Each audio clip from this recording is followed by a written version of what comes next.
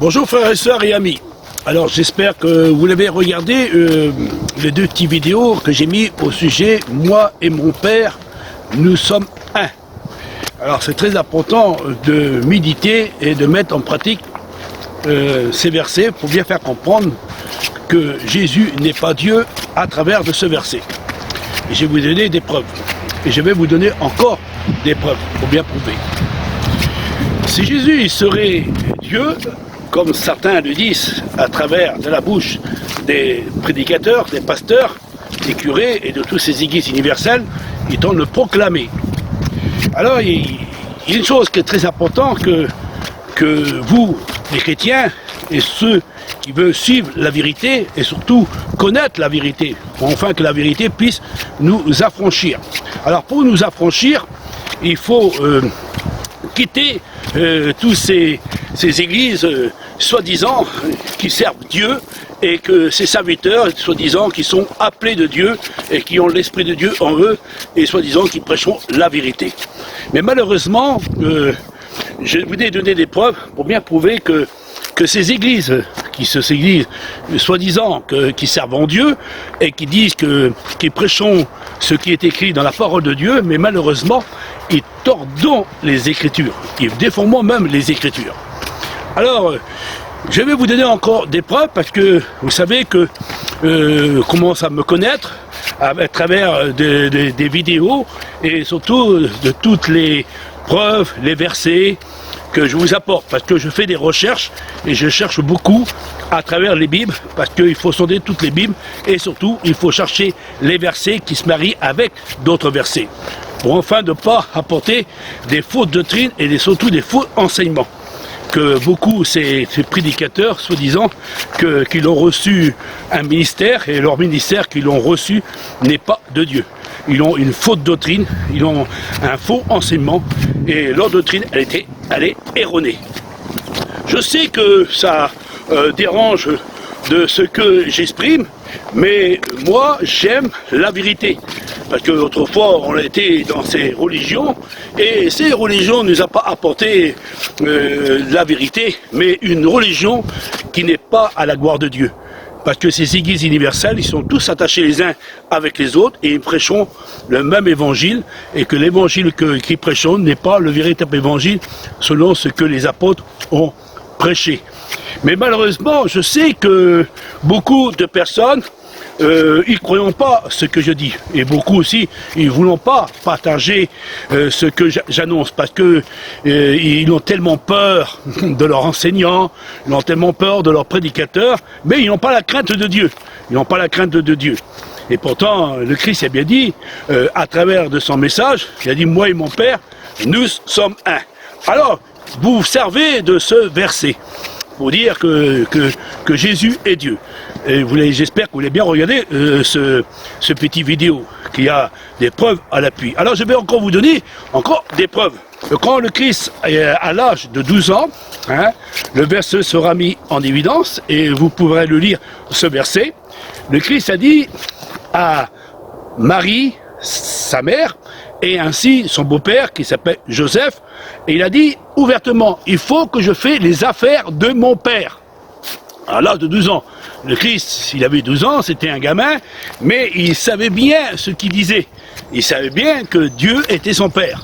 C'est pour ça que quand le Christ il a dit à Marie de Magdala, et qu'elle a vu que le Christ était ressuscité des morts, et qu'il s'est présenté à elle, et qu'elle a dit, Rabboni, tu es mon maître, et que le Christ a dit, va trouver mes frères, et dis-leur à mes frères, je monte chez mon Père et votre Père, vers mon Dieu et votre Dieu. Alors le Christ, quand il était mort dans le tombeau, et comme c'est Dieu qui l'a ressuscité entre les morts, avec des preuves à l'appui pour bien prouver que l'apôtre Pierre, il sait ce qu'il dit, parce qu'il avait l'Esprit de Dieu en lui.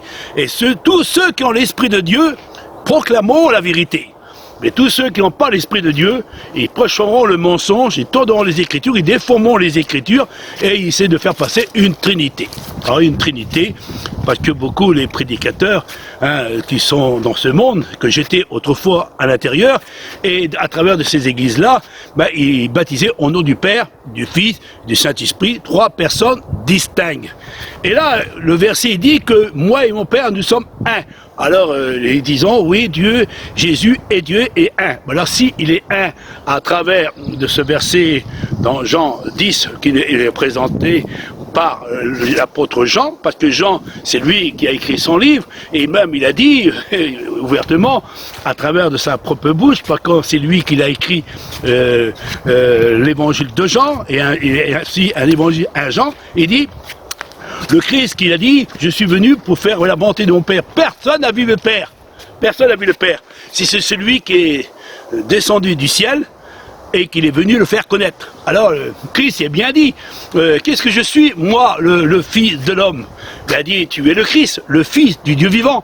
Et Pierre a même dit aussi, nous savons que tu es le Christ, le Fils du Dieu vivant. Et même Pierre, quand il a prononcé de sa propre bouche, c'est Dieu qui a parlé à travers de la bouche de Pierre. Parce que Pierre était rempli de l'Esprit de Dieu, et Christ a dit, Pierre, les paroles que tu sors de ta bouche ne sont pas tes propres paroles. C'est mon Père qui a parlé. Vous voyez qu'il y a une distinction entre le Père et le Fils. Parce que le Fils, tout le long de son ministère, on voit des dizaines de versets qui prouvent que le Christ était bien le Fils de Dieu, l'envoyé du Père, et il y a une distinction entre le Père et le Fils. Mais malheureusement, vous ne cherchez pas à comprendre de ce qui est écrit dans la parole de Dieu. Vous êtes borné sur une religion qui n'est pas à la gloire de Dieu.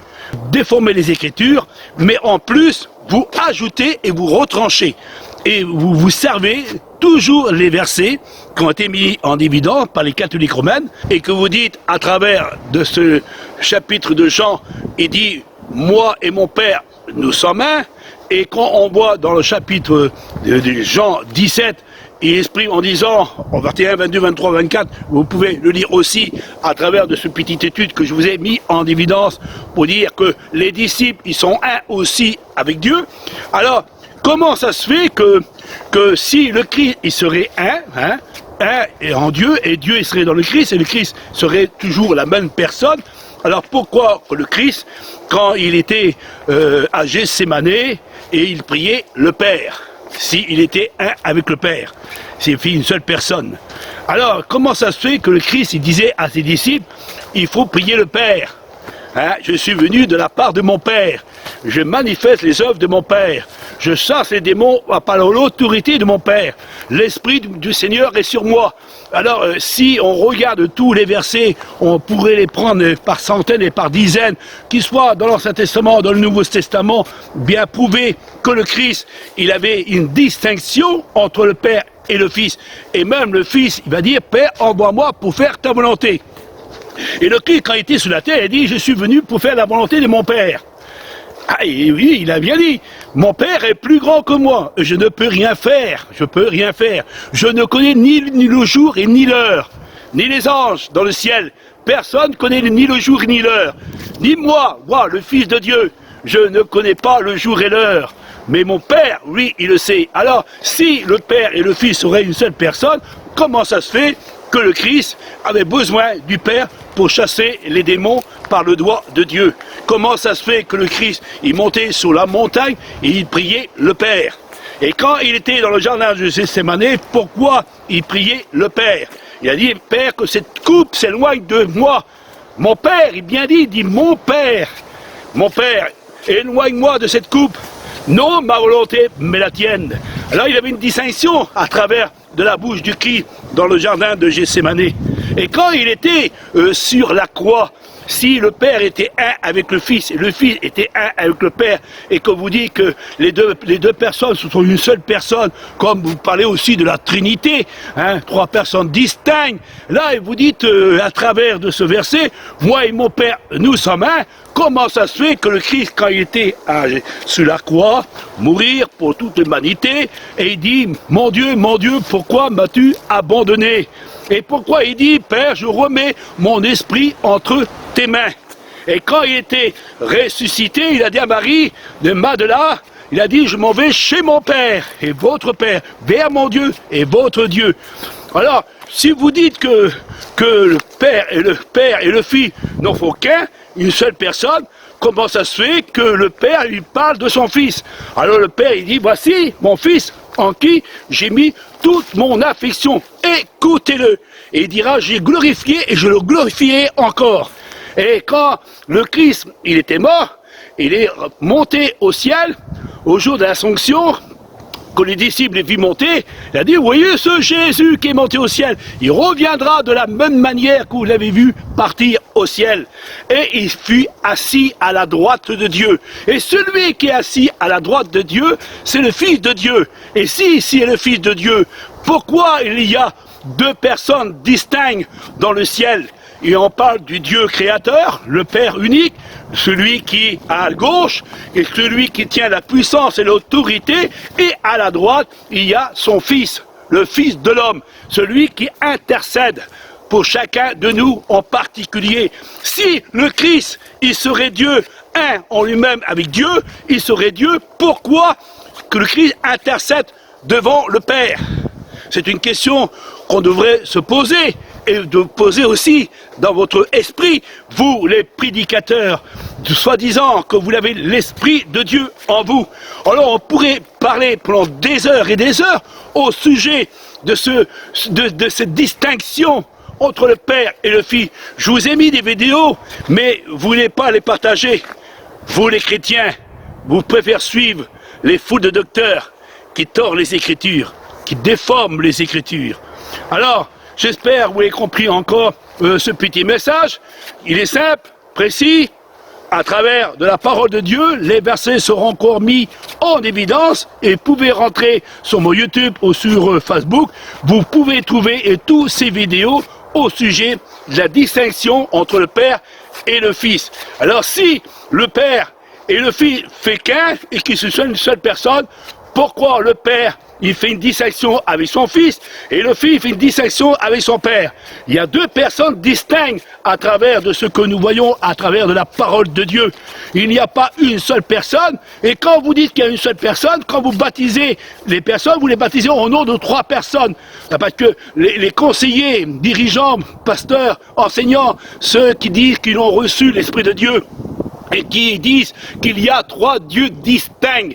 Alors des fois, vous dites à travers de votre enseignement qu'il y a trois dieux distincts qui a créé le ciel et la terre, et selon ce qui est écrit dans l'Ancien Testament, il n'y a qu'un Dieu unique. Alors le Christ, il a-t-il menti à travers de son message en disant devant les scribes et les pharisiens quand ils l'ont éprouvé, parce qu'ils l'ont éprouvé le Christ, parce que le Christ a été éprouvé en toutes choses, mais il n'a pas péché, il a tenu jusqu'au bout, et il a tout accompli à la croix. Père, tout est accompli. Alors si Jésus serait Dieu dans une seule personne, pourquoi il parle à son Père en disant, Père, tout est accompli. Comme nous travaillons sur cette terre, nous avons le Père en nous. Parce que le Père est en nous, parce que nous avons l'Esprit de Dieu en nous. L'Esprit du Dieu vivant, le Dieu véritable, le Dieu unique, selon ce qui dit le Christ. Pourquoi le Christ, il répète, selon ce qui est écrit dans le commandement de Dieu, que Moïse a reçu. Il a dit, Dieu est unique, et le Dieu véritable. Le Christ le dit ouvertement dans Jean 17.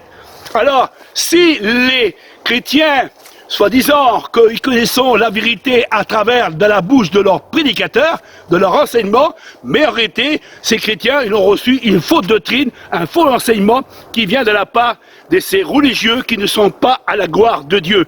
C'est pour cela que Paul a bien dit, à travers de son enseignement, à travers de ce qu'il a reçu, la révélation de Dieu, l'enseignement de Dieu, il a dit ouvertement, vous supportez bien cet évangile qui est contraire à l'évangile de Dieu. Alors, vous qui êtes là à m'écouter, c'est du moins que vous voulez partager ces vidéos.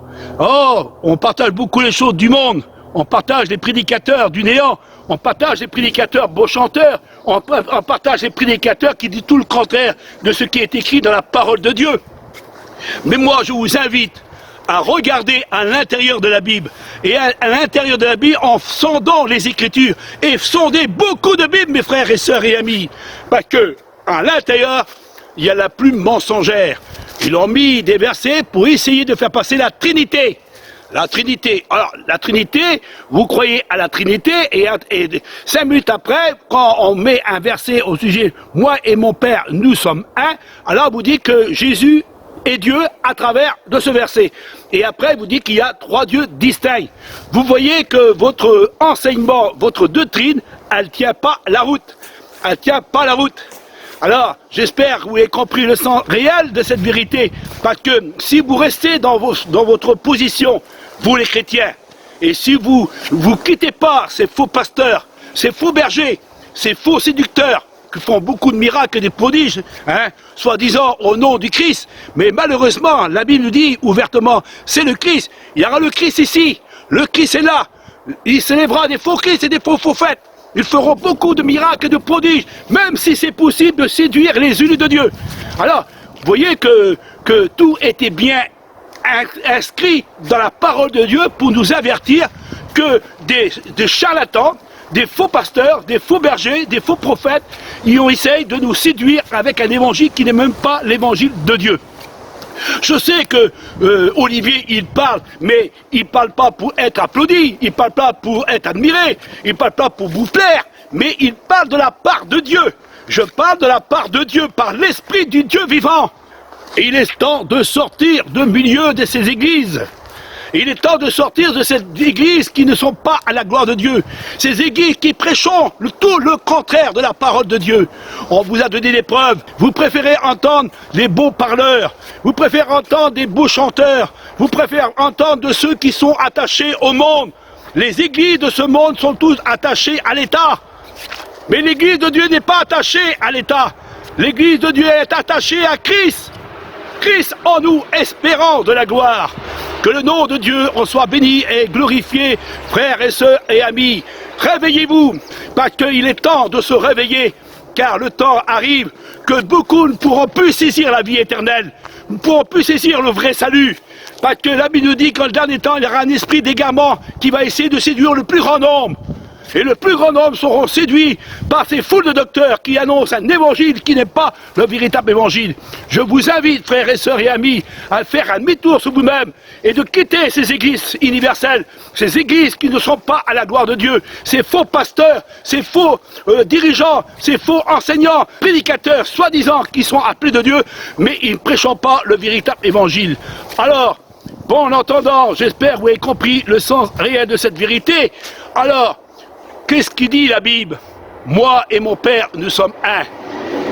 Ça veut dire quoi? Moi et mon Père, nous sommes un. Et je finirai par ce mot. Si le Christ, il serait un avec Dieu, alors qui est le premier-né de toute la création? Qui est le premier de toute la création? Pourquoi le Christ, il parle de son Père? Pourquoi le Père parle de son Fils? Pourquoi les apôtres font une distinction entre le Père et le Fils? Pourquoi dans l'Ancien Testament, les prophètes ont parlé que le Fils de l'homme devra devenir dans le monde? Et pourquoi le Christ a dit, je suis venu pour faire la volonté de mon Père? Mon Père est bien plus grand que moi et je suis venu pour annoncer son message. Et pourquoi Jean-Baptiste a dit, voici l'agneau de Dieu qui ôte le péché du monde? Alors vous direz, oui, mais qui est écrit? Celui qui m'a vu a vu le Père. Mais pour voir le Père, il faut que le Père se manifeste dans le Fils. Et le Fils a manifesté le Père. Les œuvres du Père, ils ont été manifestées. Et c'est pour cela que l'apôtre Pierre a dit ouvertement, à travers de sa propre bouche, par l'Esprit de Dieu, il a dit, assurément, tu es le Fils du Dieu vivant. Tu es le Fils du Dieu vivant. Alors, ce Dieu véritable, le Dieu unique, selon ce qui est écrit dans la loi de Dieu. Alors, pourquoi vous dites que Jésus est Dieu et que Jésus a dit que mon Père, c'est le Dieu véritable, c'est le Dieu unique. Il l'a prié, il louait, il l'adorait son Père. Il a venu dans le monde pour faire connaître son Dieu, qui est notre Dieu, notre Père qui est son Père. Vous n'êtes pas plus fort de celui qui parle. Vous les enchanteurs, vous les séducteurs, vous qui vous trompez avec un évangile qui n'est même pas à la gloire de Dieu. Vous déformez les Écritures. Vous n'avez l'apparence de la piété, mais vous reniez celui qui fait la force. C'est pas celui qui diront Seigneur, Seigneur, mais ceux qui font la volonté de mon Père. Le Christ est venu pour faire connaître son Père. Parce que personne n'a vu Dieu. Alors vous dites, oui, mais les apôtres ont vu Dieu. Non, ils n'ont pas vu Dieu. Ils ont vu le Fils de Dieu. Mais ils ont vu les œuvres de Dieu manifestées en Jésus-Christ. Mais vous préférez suivre ces fous de docteurs, ces beaux parleurs, ces beaux prêcheurs, qui disent que Jésus, il est Dieu, que le Saint-Esprit est Dieu, le Père est Dieu, trois dieux distincts. Mais quand on vous écoute, quand on entend vous parler, vous transformez les Écritures à travers d'un autre verset en disant « Moi et mon Père, nous sommes un ». Alors vous servez à mettre la Trinité à travers de certains versets. Il y a à peu près une dizaine de versets dans la Bible que vous servez de ces versets-là pour essayer de faire passer la Trinité, pour dire qu'il y a trois dieux distincts, ou trois dieux dans une seule personne, ou soit deux dieux dans une seule personne. Mais en réalité, vous n'avez rien compris. Vous n'avez pas l'Esprit de Dieu en vous. Satan a mis un évangile en vous qui n'est pas l'évangile de Dieu. Vous tordez les Écritures, Satan il se déguise en ange de lumière pour essayer de vous séduire avec un évangile qui n'est pas le véritable évangile. Paul y a bien dit à travers de sa propre bouche, je n'arrive pas à comprendre que vous arrivez à suivre ces fous de docteurs. Nous ne sommes pas des fous de docteurs, je suis tout seul dans ce bois. Je suis seul à combattre. Mais celui qui est en moi est bien plus grand que celui qui est dans le monde. Vous, tous les serviteurs que vous êtes dans ce monde, vous êtes tous corrompus. Parce que vous ne savez pas le véritable évangile. Vous prêchez un évangile qui est catholique romaine. Parce que les catholiques romaines ont tordu les Écritures, ont déformé les Écritures, ils ont étouffé, ils ont persécuté, ils ont mis à mort tous les serviteurs et tous les chrétiens pour essayer d'étouffer la vérité. Mais dans les derniers temps, il va se manifester à travers de ces véritables serviteurs, ceux qui sont remplis de l'Esprit de Dieu. Oh là là, pas là pour frapper les regards. Non, on n'est simplement que des hommes. Mais notre bouche, quand elle parle de la part du Dieu vivant. La parole de Dieu est puissante et redoutable. Vous fléchirez vos genoux, vous les serviteurs du néant. Vous fléchirez vos genoux. Parce que vous ne prêchez pas l'évangile de Dieu. Vous prêchez un évangile contraire à ce que les apôtres ont prêché. Vous êtes des séducteurs. Vous dominez. Vous essayez de dominer le peuple. On n'a pas besoin d'être conduit par des hommes, mais conduit par l'Esprit de Dieu. Pas conduit par les hommes. Malheur à celui qui se confie en l'homme. Et heureux ceux qui se confient en Dieu. Le Christ est venu pour faire connaître son Père. Il est venu dans le monde pour faire connaître son Dieu, qui est notre Dieu, notre Père. Notre Père. Christ a dit, notre Père, que ton nom soit sanctifié, que ton règne vienne et que ta volonté soit faite sur la terre comme au ciel. Pourquoi le Christ fait une prière et qu'il donne ça à ses disciples? S'il serait Dieu et Christ serait Dieu, le Père et le Fils seraient un. Pourquoi il donne une prière en disant il faut prier le Père? Et pourquoi dire à Nicodème, Nicodème, tu dois connaître ça. Dieu a tant aimé le monde. Il a envoyé son Fils. Enfin, quiconque croit en lui ne périsse point. Il y a un seul médiateur entre Dieu et les hommes, Jésus-Christ homme. Sans défection de sang, il n'y a point de pardon. Dieu a envoyé, a donné son Fils. Il est mort pour nous. Il y a une distinction entre la créature et le Créateur. Dieu n'est pas l'agneau, mais Dieu a envoyé son Fils comme un agneau, selon ce qui est écrit dans la parole de Dieu. Il y a des centaines de versets dans la Bible. Et vous voulez combattre contre nous. Vous voulez combattre contre nous. Mais vous ne combattez pas moi. Mais vous combattez celui qui est plus grand que vous. Et vous voulez fléchir nos genoux. C'est vos genoux qui vont fléchir. C'est vous qui vont tomber à terre. Parce que vous persécutez les hommes de Dieu. Vous, les serviteurs du néant. Vous prêchez un évangile qui n'est même pas l'évangile.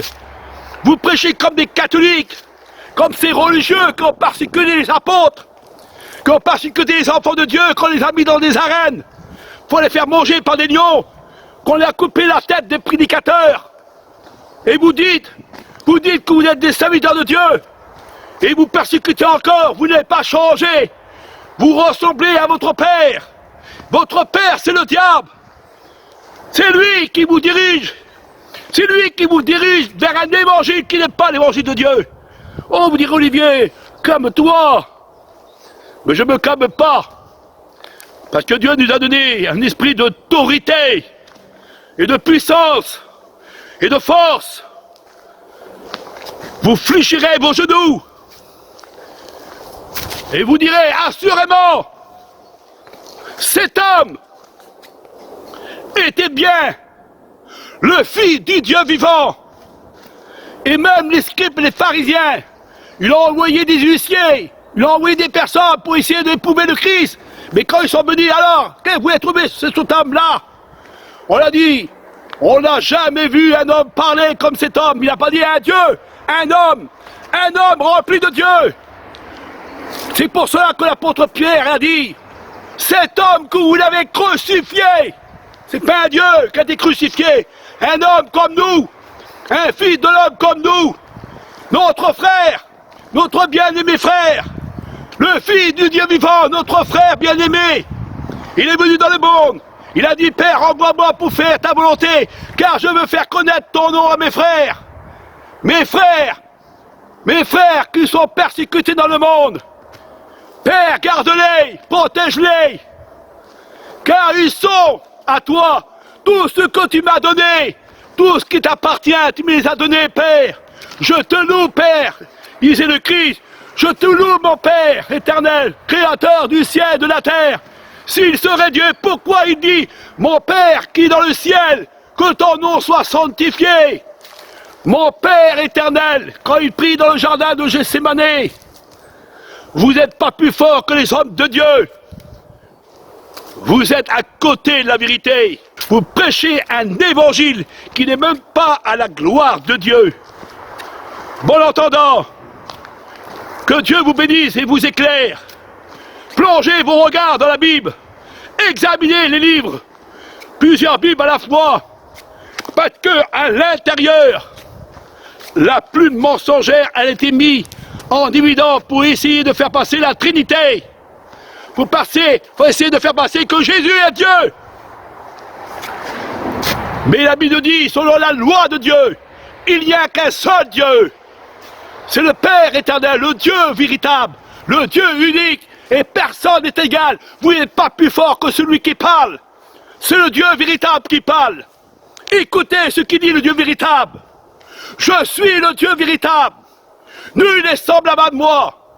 Il n'y a aucun autre Dieu auprès de moi. Si je saurais qu'il y aurait un autre Dieu, moi, l'Éternel, le Dieu véritable d'Israël, je saurais qu'il y aurait un autre Dieu. Mais il n'y a pas d'autre Dieu. Et tous les prophètes, ils l'ont bien dit. Nos oreilles, on n'a jamais entendu parler qu'il y avait un autre Dieu. Le Dieu unique est le Dieu véritable. Et le Christ a dit dans les commandements, devant les scribes et les pharisiens, pour l'éprouver, il a dit, il est écrit dans la loi, Dieu est unique. Et qui a pris encore à l'exprimer devant ses disciples et devant le foule. Dieu est le Dieu véritable et le Dieu unique. C'est le seul Père du Créateur du ciel et de la terre. Vous n'êtes pas plus fort que le Christ quand il parle. Vous n'êtes pas plus fort que les apôtres. Vous n'êtes pas plus fort que les prophètes. Et vous n'êtes pas plus fort que Dieu. Bon entendant, relisez vos Bibles, vous les chrétiens et les pasteurs, soi-disant que vous êtes dans la vérité. Que Dieu vous bénisse, frères et sœurs et amis.